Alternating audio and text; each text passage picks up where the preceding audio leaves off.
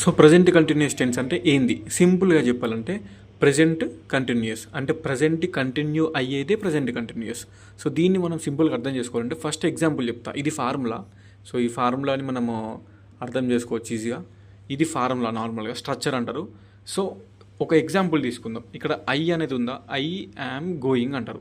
I am going అంటే ఇప్పుడు నేను వెళ్తున్నా అని. సో ఇది ప్రజెంట్ కంటిన్యూ అవుతుంది. ప్రజెంట్ నేను వెళ్తున్నా, ఓకేనా. ఎక్కడికి వెళ్తున్నా తర్వాత ఫిల్ చేసుకోవచ్చు. I'm going to temple, I'm going to school, I'm going to ground. ఇది మీరు ఇష్టం ఉన్నది రాసుకోవచ్చు లాస్ట్కి.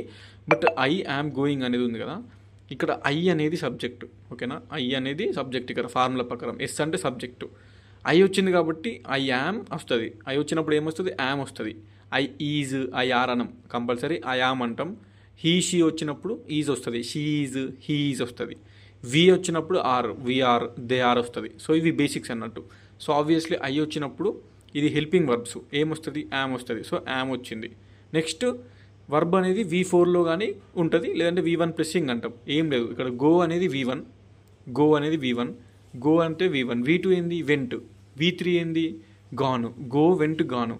సో V4 అంటే మనకి V1కి అంటే గోకి ఇంగ్ కలపాలి. ఇంగ్ V1 ప్లస్ ఇంగ్ అన్నా V4 అన్నా ఒకటే. So going, eating, coming. So ing అనేది ఉంటే అది V4 అంటారు ఇక వర్బ్, ఓకేనా. Eating, going, jumping, coming. So లాస్ట్కి ఇంగ్ ఉంది అంటే అది V4లో ఉంది అనే అర్థం. సో దాన్నే V1 ప్లస్ ఇంగ్ అని కూడా అంటారు. సో ఐ యామ్ గోయింగ్ ఇది సబ్జెక్టు, ఇది హెల్పింగ్ వర్బు, ప్లస్ ఇది వర్బ్ V4లో ఉంది. సో సబ్జెక్టు, హెల్పింగ్ వర్బు V4లో ఉంది. అట్లనే షీ వచ్చింది.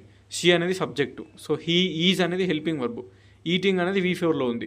Subject, helping verb, V4. Present continuous. Present continue అయ్యేది ప్రజెంట్ కంటిన్యూస్. కింద చూడండి, they are coming. So they అనేది సబ్జెక్టు, ఆర్ అనేది హెల్పింగ్ వర్బు, కమింగ్ అనేది వర్బు V4లో ఉంది. సో ఇదే present continuous tense. So very simple. Present continue అయ్యేది present continuous tense. I am going, she is eating, they are coming. So I, am, is.